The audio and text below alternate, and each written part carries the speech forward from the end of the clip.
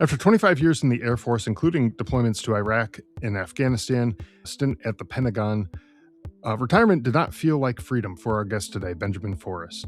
It felt like the point where everything he had pushed down finally caught up with him.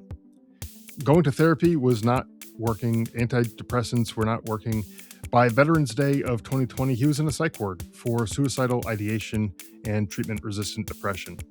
What followed was not a quick fix or a reckless leap. It became what he called Operation Healing Benjamin, a full commitment to finding a way back to himself when the standard answers were just not enough. That search eventually led him into psychedelic medicine. But this conversation is about much more than magic mushrooms. It's about the cost of shutting off fear for years, what happens when a veteran cannot turn his heart back on, and why real healing requires safety, honesty, preparation, and support.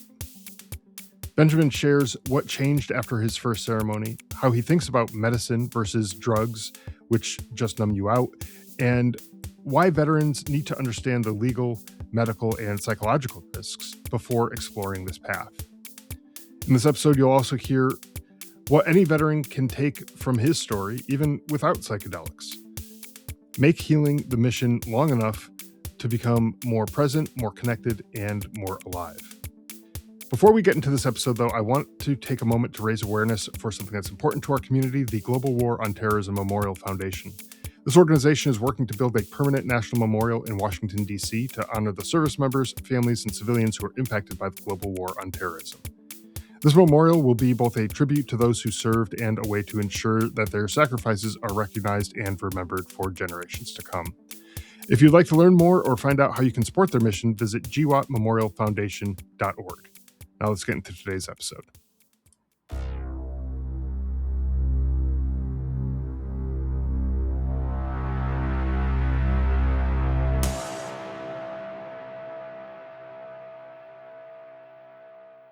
Hey, Benjamin, welcome to the show. Really glad to have you here.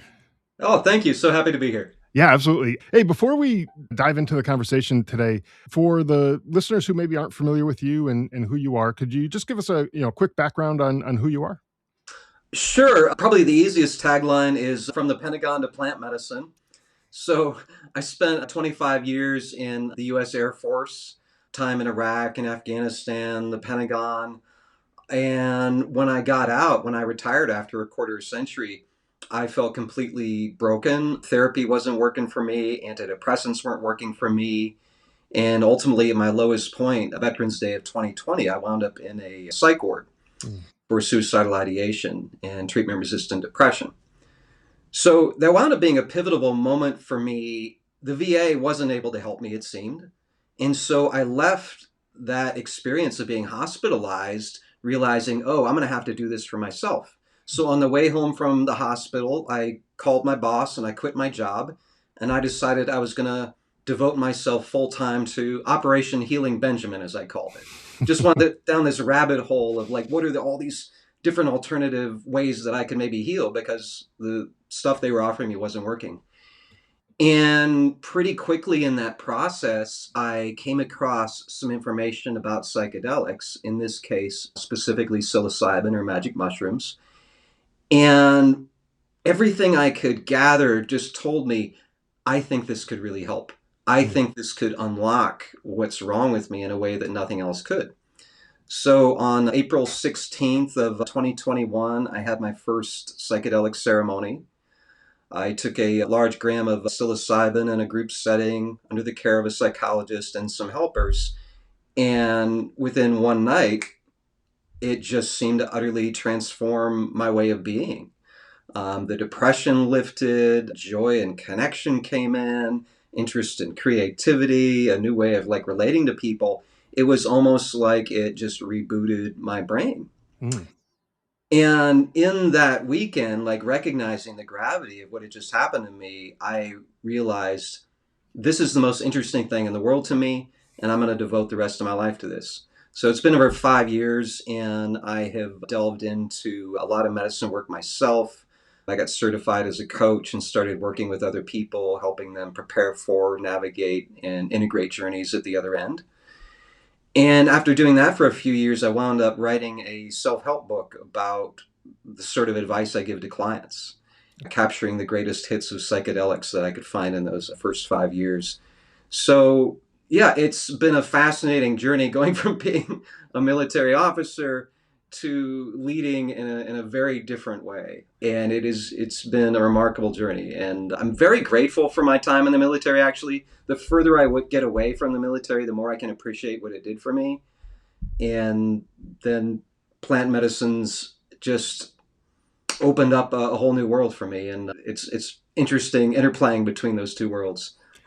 Yeah, and it's interesting the way you described the ceremony that you went through, where it was kind of like a reboot for your brain. Is I think the way you described it, and as you're talking, I'm thinking to myself, like, you have a problem with your computer, or you have a problem with some electronic device. What's the first, like, troubleshooting 101 thing that you do? Is you turn it off and you turn it back on and just reboot it and see what happens. Maybe the problem goes away. And that seems like kind of what you were saying Mhm. is what happened. Obviously, you didn't shut your brain off, because that would be terrible, and that would be a whole disaster situation there. But in a way, that's sort of what it sounds like you ended up doing, is just Mhm. kind of rebooted everything, and maybe cleared out some of that bad stuff that was going on up there, and Mhm. allowed yourself to be able to see some of the good and the more positive things in life going forward, right? Is that kind of the way you see it? Yeah, absolutely. I mean, there's two ways to kind of look at what happens with the psychedelic experience. And one way to look at it is through the medical lens. I'm not qualified to talk about it through that lens, Mhm. but there can be, I think, a brain chemistry level rebooting that does seem to happen. And one of the terms around that you'll hear is neuroplasticity. And it becomes this opportunity to almost brainwash yourself. I know the Mhm. word brainwash has negative terms, but I actually kind of like it because that's what it felt like. It was like running my brain through, a car wash. Mm. And so that's kind of like, the medical lens of it. I think there's that more heart-centric lens to it as well that I resonate a little bit more with. Um, I think what the root cause of my depression was is something I call emotional constipation. So when I was raised, it was a very kind of boys don't cry environment. Emotions are Sure. for women, and my dad kind of modeled that. And then I joined the military, which just kind of like amped it up. Because Mm. what do you do in the military? You put aside all your fear, all your frustration, all that stuff, and you do whatever the hell has to be done. And in a moment of crisis, that can be life saving and valuable. Like, that's a good skill to turn things off and do what has to be done. Sure. But it became a way of life for me, and I didn't know how to unclench that. Mhm. And I think that created a depression where numbness just kind of pervaded everything. Because when you turn off your heart to the negative stuff like fear and pain, you're actually turning it off to the good stuff too. So it Mm. becomes difficult to feel joy and gratitude and everything. So it was like there was this calcification of the heart, and it just became clogged. It became constipated. And damn it, the magic mushrooms were the laxative for that problem. And so I was able in the medicine to kind of go into my heart, all the armor just fall away and just let it all out through screams, through sobbing, through beating of the chest. It just became this somatic release that felt permanent to me. And 5 years later, yeah, whatever happened was, a permanent fix of some kind for me. Yeah, it felt, yeah, miraculous. So whether it is the brain chemistry getting a good shake and letting it reboot, or whether it's the cleansing of the heart that's happening in some more mythical psychological way, I don't know. I think both are probably true. Mhm. The separation of mind and heart is probably a little artificial. It's all one system. And yeah, then found relief through that in a Right. very physical way. Reminded me a lot, actually, of The Body Keeps the Score, which I read later. There was so much emphasis in around the body release. And I don't know, I think that's why therapy didn't work for me at the time, because I just couldn't get there in the normal state. I couldn't just keep admiring the problem, intellectualizing the problem, understanding it. Understanding it doesn't make it go away. Mhm. I think the physical energetic release, yeah, maybe can make it go away. Yeah, and I think I've talked to enough people through this podcast and other places that uh, y people can go to therapy and they can sit through the sessions, every week or every, however frequently they go to the therapy sessions, and they can be told all the things that they're supposed to do, and it the way that they should, you know, change their thinking and all the different things that they're supposed to do that the therapist is telling them. And on an intellectual level, it probably makes a lot of sense. Like, yeah, okay, if I had a good friend or a family member who was going through something very similar, I'd probably tell them the same thing because it Mm, makes sense. Like yeah. whatever it is that the therapist is telling them. But when it comes to yourself and telling yourself that, hey, you're not a bad person, that it's okay to have feelings, it's okay to do this, that, and the other, sometimes we just get in our own way too. And that it's almost like you have to remove that roadblock from your head and be able to allow that message to get through, and Mm, believe that you're maybe even worthy of it yourself. There's I know a lot of folks who have gone through something like that, and mm, that was kind of the sticking point for them, is that they couldn't figure out how to apply it to themselves. yeah. Anybody else? Yep.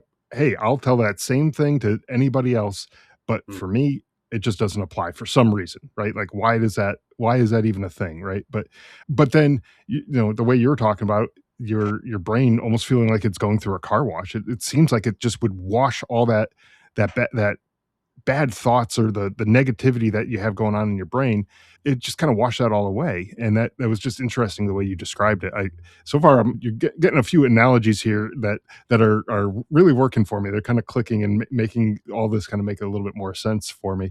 But I like I said, I know there's a lot of veterans out there carrying, whether it's depression or PTSD or something along the lines of that, some mental health issue that they're dealing with, and they've tried a lot of different approaches, whether it's therapy or various things like that. And maybe they've heard of the psychedelics. They're just not sure that that's the right thing for them. What do you wish more veterans understood about the psychedelics before they formed an opinion one way or the other on, what, what is this and how is this going to actually, help folks?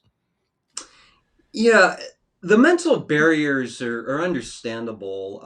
For people of a certain age like me, we grew up under, the DARE program and Nancy Reagan and Just Say No. Yeah. And, as military members, I remember being TDY in Amsterdam one time and walking by one of the hash bars, and somebody suggested we go in. And I was like, oh no, I want to walk past that as quick as possible, because there's that fear if I like inhale a whiff and I come back and I get pulled for a drug test, I'm going to get in trouble. So Right. like, there was this almost like paranoia, like, wait, there's not hemp in that, is it? I can't eat that.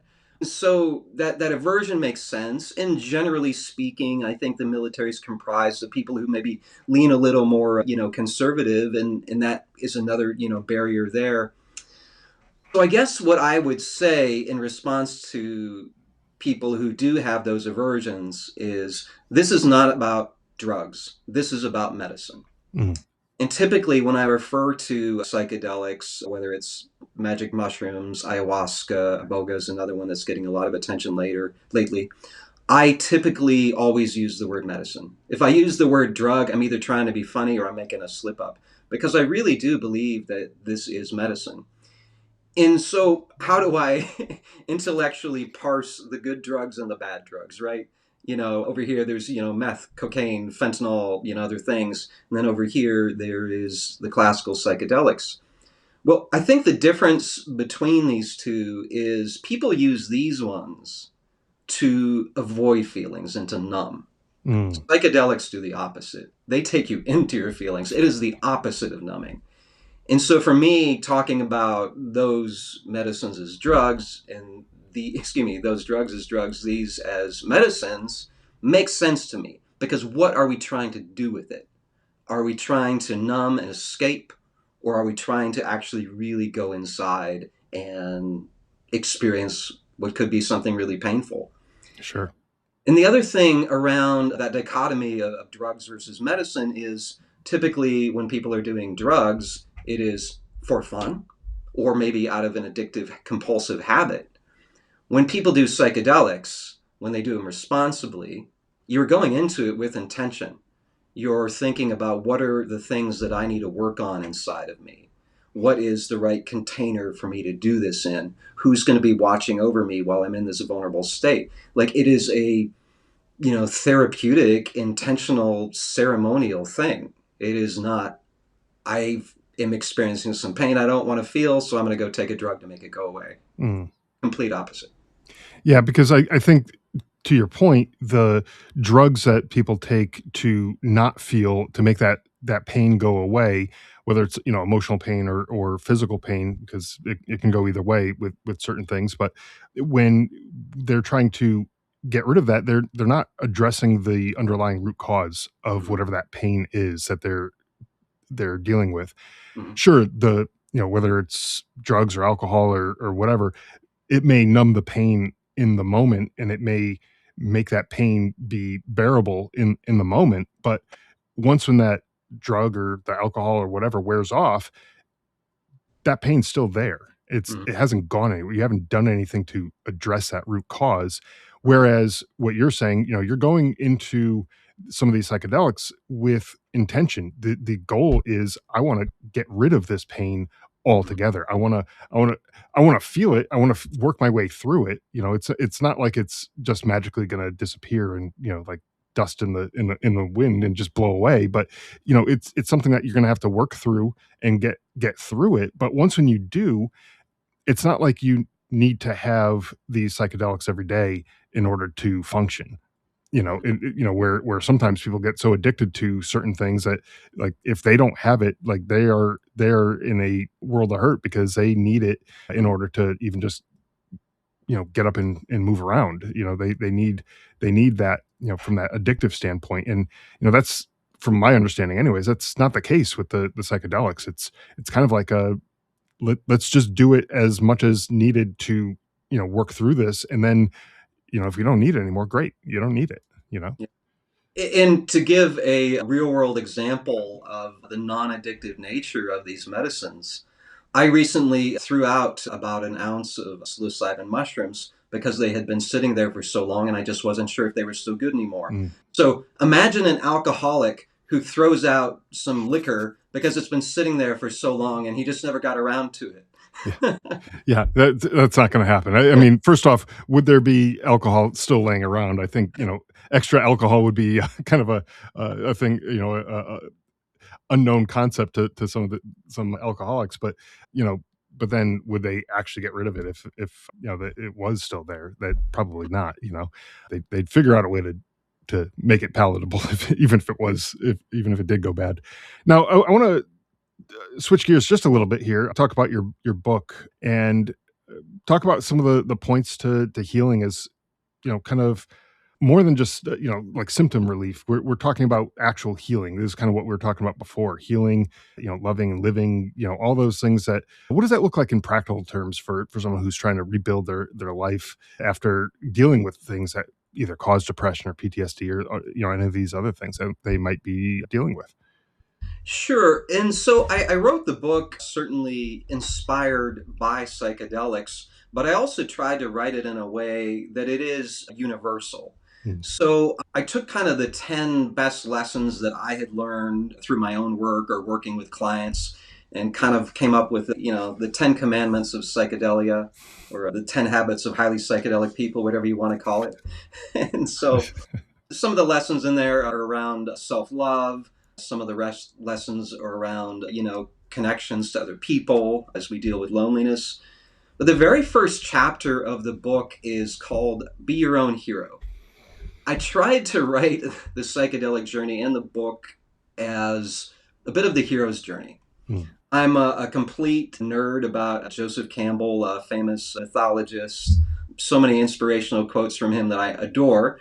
But the one that means the most to me when I'm talking about healing and transformation is this: in the cave you fear to enter is the treasure that you seek.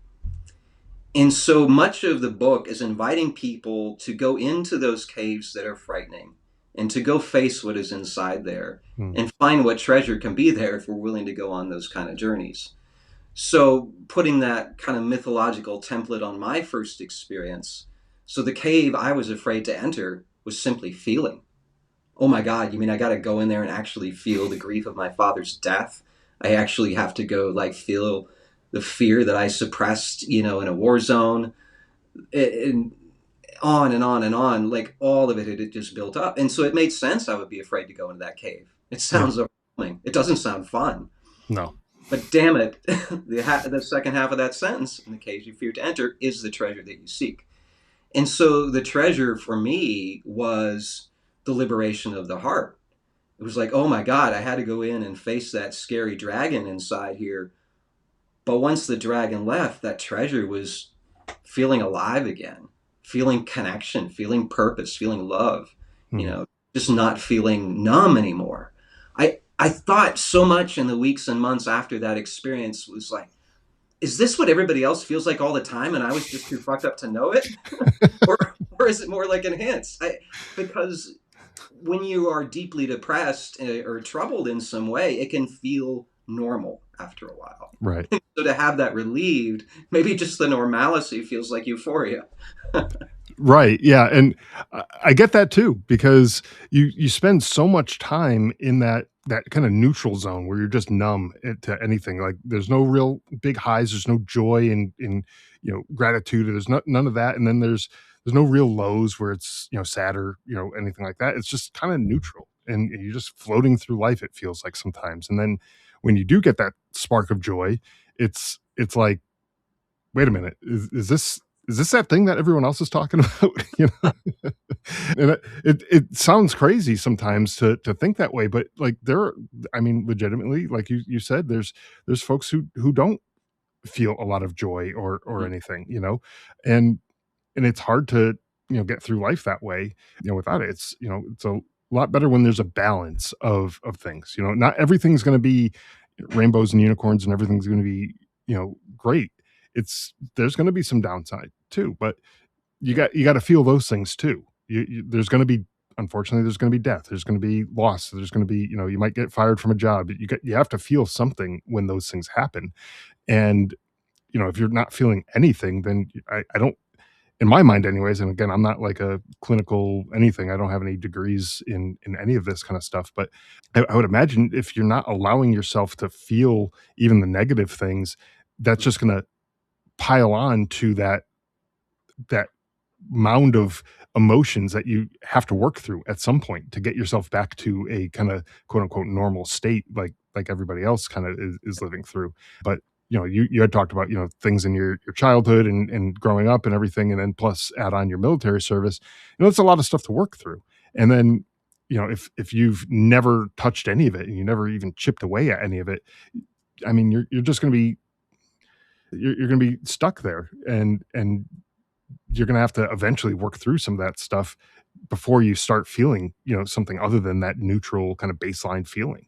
Hmm. And so, and one other thing too, I mentioned your book and we started talking about your book. One thing I failed to do is mention the title of your book. So I want to do that too for the listeners out there who might be interested in getting a copy here. And I'll have a link in the show notes and everything too. But so the book title, Trip of a Lifetime, the Psychedelic Guide to Healing, Loving, and Living is the name of the book. So that, it's interesting too, because, it is scary to face some of these things. We've trained ourselves to not feel and not deal with these things for so long.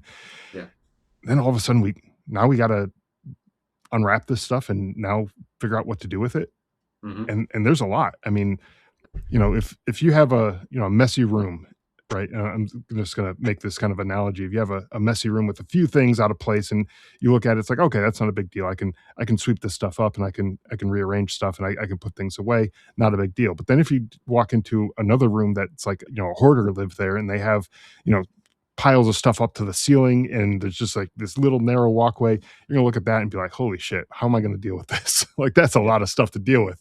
And I feel like, once when you start dealing with it and you start putting stuff away or getting rid of it, Hmm. whatever's not suiting you, you get rid of, then it starts to become a little bit more manageable. And then you can manage it on a day-to-day basis. But Hmm. when you're looking at this mountain of stuff that you got to deal with, it's overwhelming Hmm. and to a lot of people, I think, right? Yeah, I think that metaphor completely works. So, when I first encountered psychedelics, I was 47 years old. And it was so explosive because I had 47 years of unprocessed, junk around my house, right? Yeah, But nowadays, every, few months or so, I might do a psychedelic journey, and it does become lighthouse cleaning. Like all sure. all the big renovations done, it's a basically clean house. But now, yeah, when the messes come up, it's a lot easier to, yeah, take out the trash or throw some stuff in the laundry. Right. It can become, yeah, just basic maintenance instead of an overhaul. Right, exactly. And I guess that's, where we want to be. I mean, even in your regular life, you don't want to have a messy house that's a disaster, and walking in there, having a nice clean environment to live in is generally better off. And I think that goes for your mind as well. When you have something that's easier to maintain, it's going to just provide you a much better environment for future issues that may come up, and being able to deal with those types of things.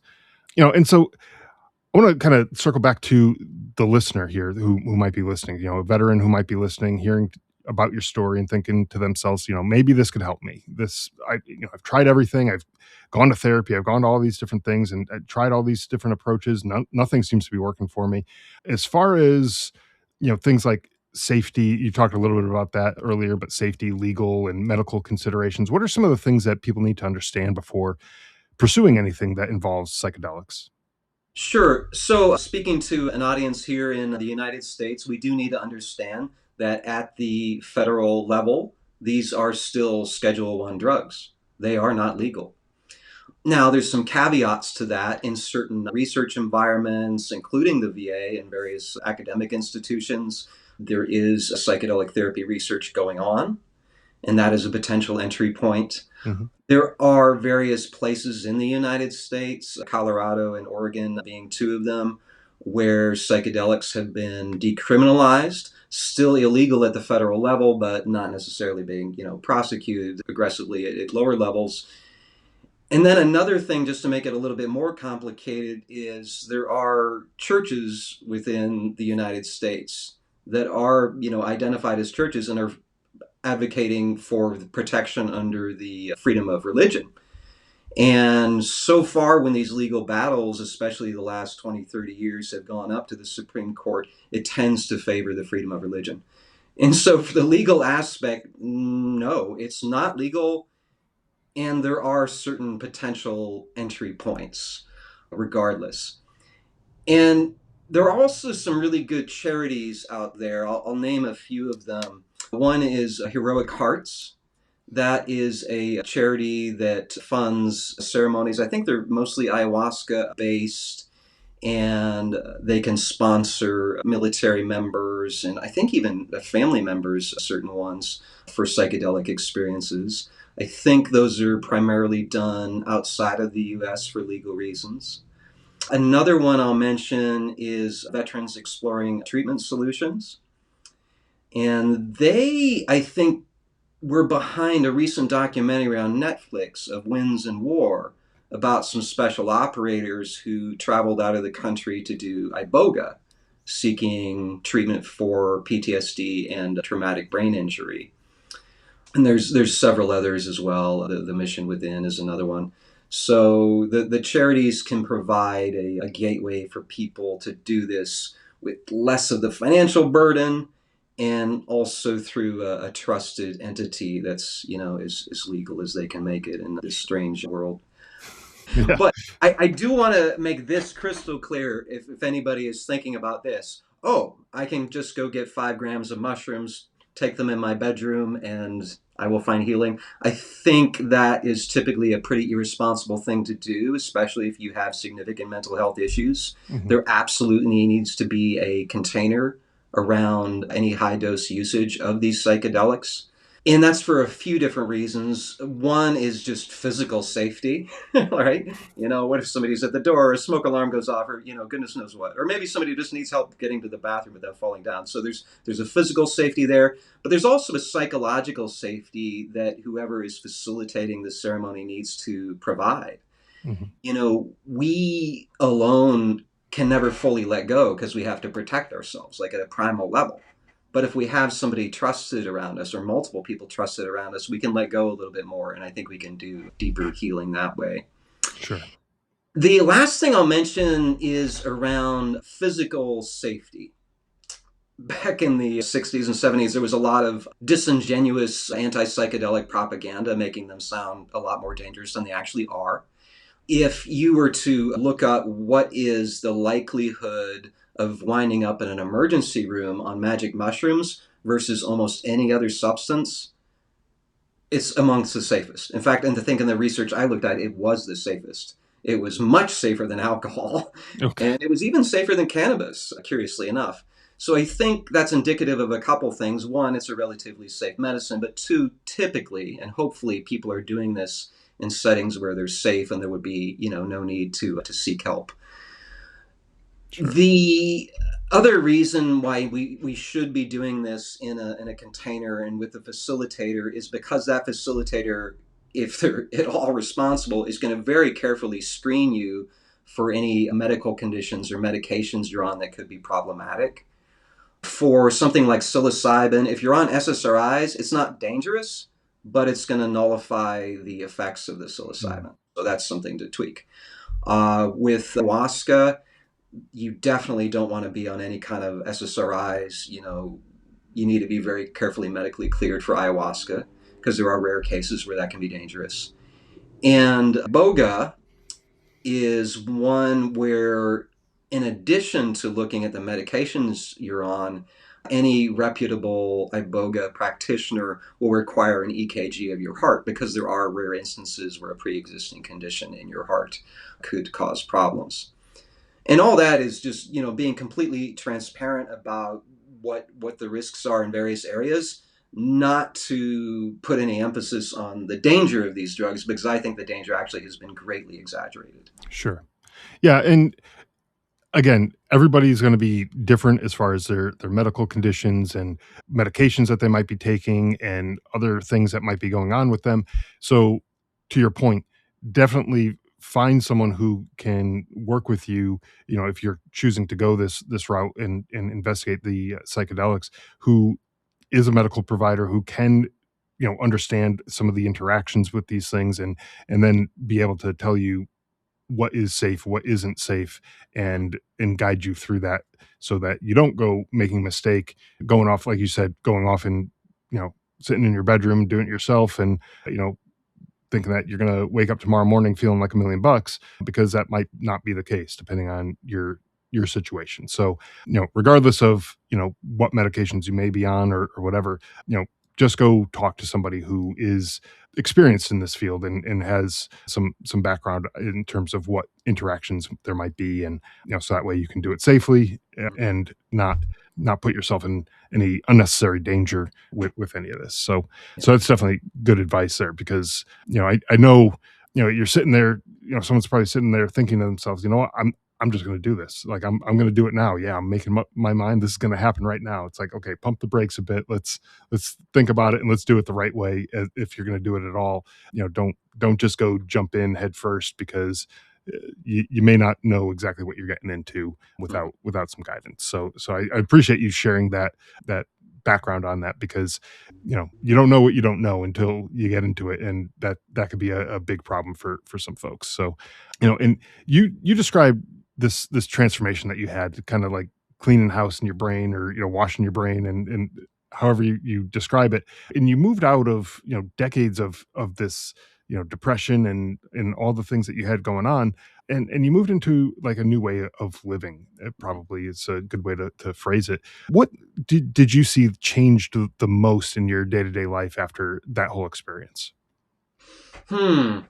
I mean, the most immediate noticeable thing was just how I felt inside. Mm, Go from being, kind of lethargic to being energized to feeling apathetic to being excited. It was kind of like a little flip there. So, one really interesting, tangible thing around that is this. When I was in the military, multiple times we did the Myers Briggs. People are probably somewhat familiar with that. And one of the measures is introvert to extrovert. And mhm, every time when I was in the military and I took that test, really extreme on the introvert side. After my psychedelic experience, I shared that with my coach because I was a little perplexed by how suddenly extroverted I was. And he suggested I take the Myers-Briggs again. And sure enough, I wound up on the other end of the spectrum in terms of extrovert, right? So I don't think it changed me. I think it revealed me. I think the Mm. wounded version of Benjamin was introverted. And the more healed version of Benjamin leaned in more extroverted. There was definitely a vast difference in how I was feeling, a radical difference in how I was connecting to other people. Mhm. I had friends in the military, but honestly, they were fairly shallow, guarded friendships. They were good bros. They'd be there for me, but it wasn't necessarily a close connection. Sure. And suddenly, I found it very easy to find close connections with people. And I also found that my values radically changed. Honestly, when I was in the military, oh, I was eating up the affirmations right and left. I wanted to get the promotions. I wanted to get the awards. Like, I wanted to be the number one strat. Like, I drank the Kool-Aid. Like, I'm going to play this game and I'm going to win it.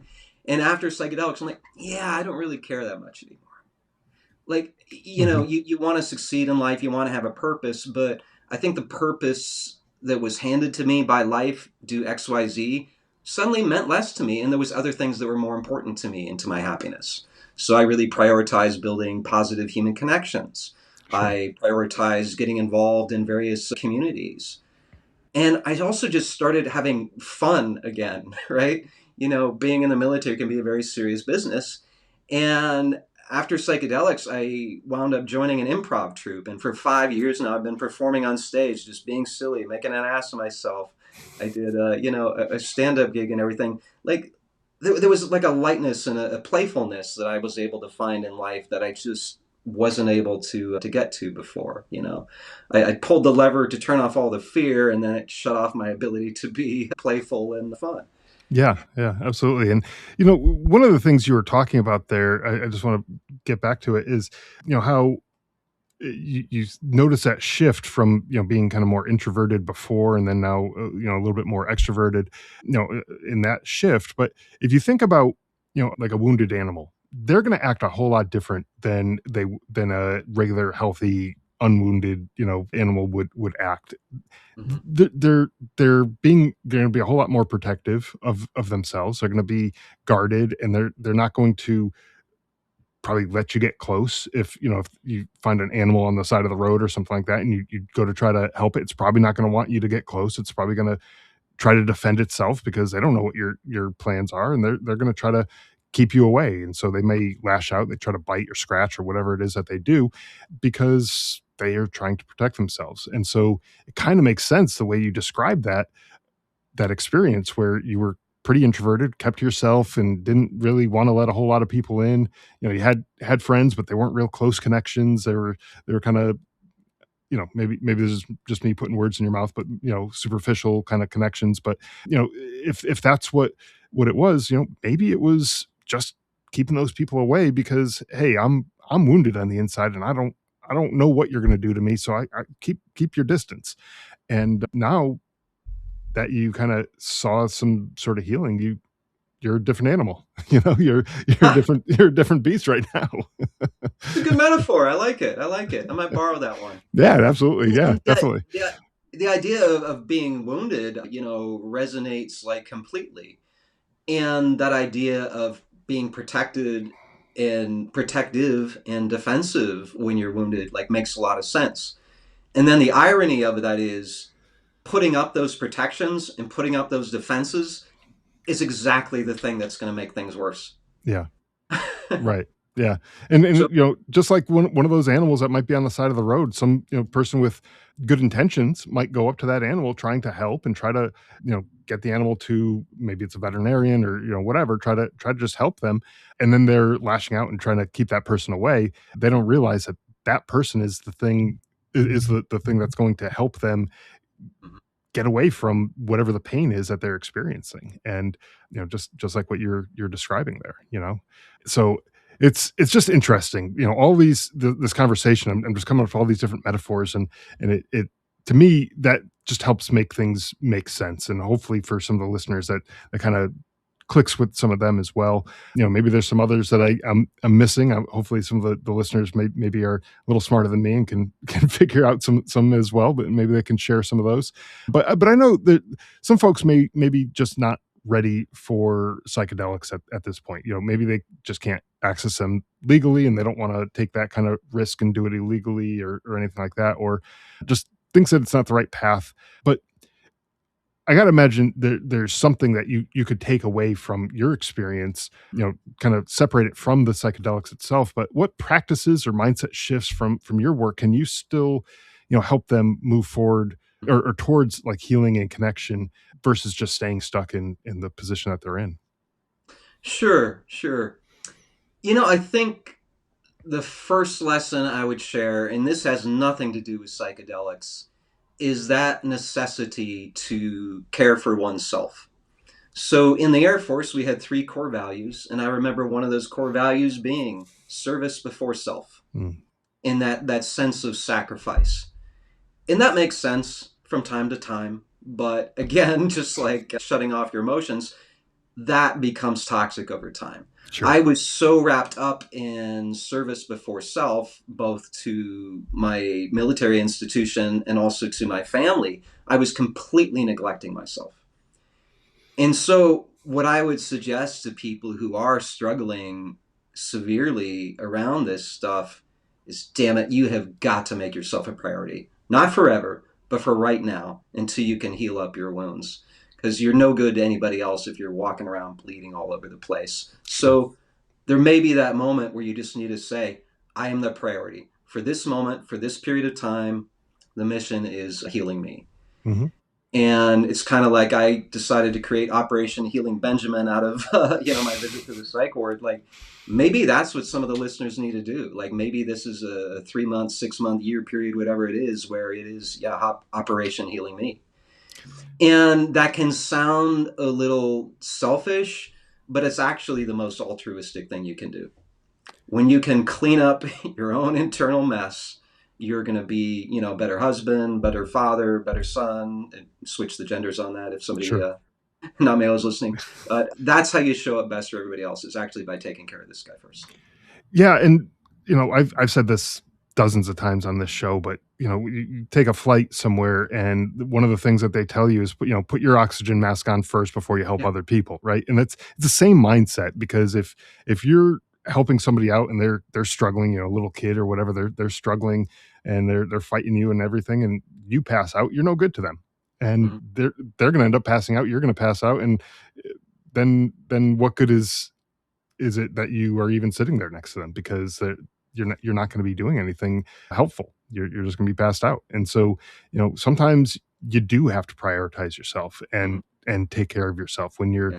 in that kind of situation where there's no other way, but you Mm-hmm. just have to fix yourself. Again, go back to that wounded animal theory, that a wounded, whatever the animal is, if it's a a mother or something, it's not going to be very much good to its babies it if it's injured and it can't defend them or keep up with them or anything. So yeah, and you know what, in that moment you kind of have to prioritize yourself and say, what, I need to get better so that I can be there for them. And without that, you're just going to be that same person carrying that same burden, with the same wound, whether it's mental or physical wounds, you're going to be carrying that around with you and not being able to be the best version of yourself for those people that are around you.